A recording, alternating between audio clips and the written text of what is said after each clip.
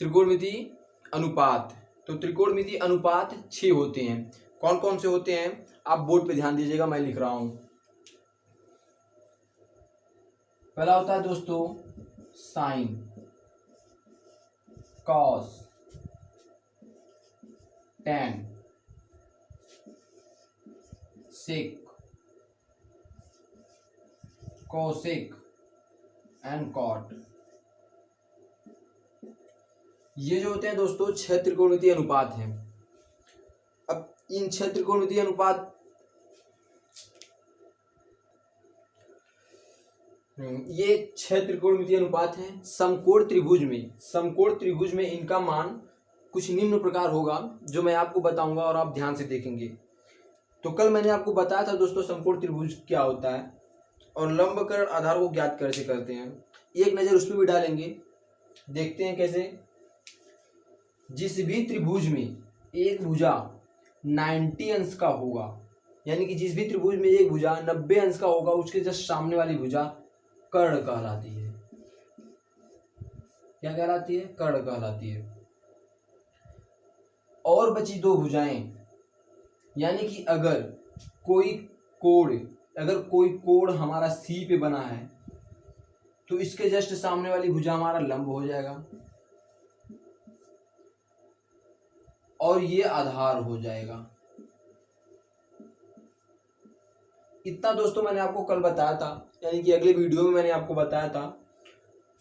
और जिस भी त्रिभुज में एक भुजा 90 डिग्री का, यानी एक कोण 90 डिग्री का होता है, तो उसे हम समकोण त्रिभुज कहते हैं। ये सब फैक्ट मैंने अगले वीडियो में डाला था। यदि आपने नहीं देखा है तो मैं डिस्क्रिप्शन बॉक्स में लिंक दे देता हूं, आप वहां जाके देख सकते हैं। फिलहाल आज हम बात करेंगे ट्रिग्नोमेट्री रेशियो के बारे में। तो ट्रिग्नोमेट्री रेशियो हमारे 6 होते हैं। कौन कौन से? Sign, cos, tan, sec, cosec और कॉट। तो समकोण त्रिभुज में इनके मान अलग अलग होते हैं, मैं आपको बताऊंगा, आप ध्यान से देखिएगा कैसे।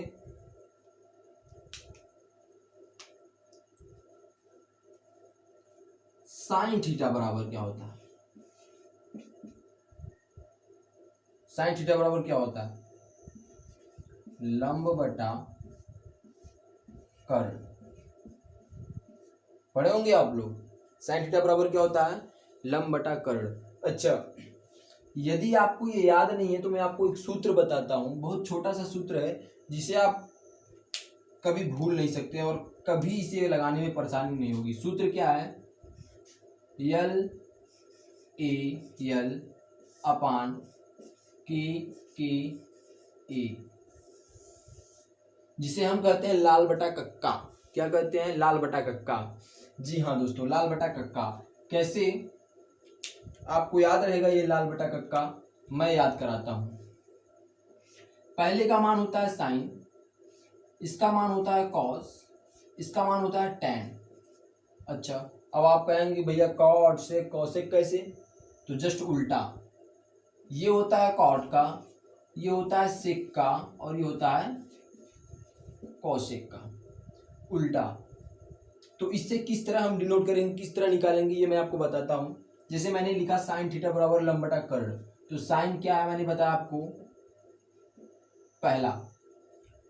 पहले वर्ड से शुरू हो रहा है, लाल बटा कक्का, यानी कि साइन थीटा बराबर हमने बताया लंब बटा कर्ण। यल यानी लंब, के यानी कर्ण, लंब बटा कर्ण। अब बात करते हैं कॉस थीटा की। तो कॉस थीटा बराबर क्या होगा? आधार बटे ए यानी आधार और के यानी कर्ण, आधार बटा कर्ण। क्या होगा दोस्तों? आधार बटा कर्ण। अब बात करते हैं टैन की।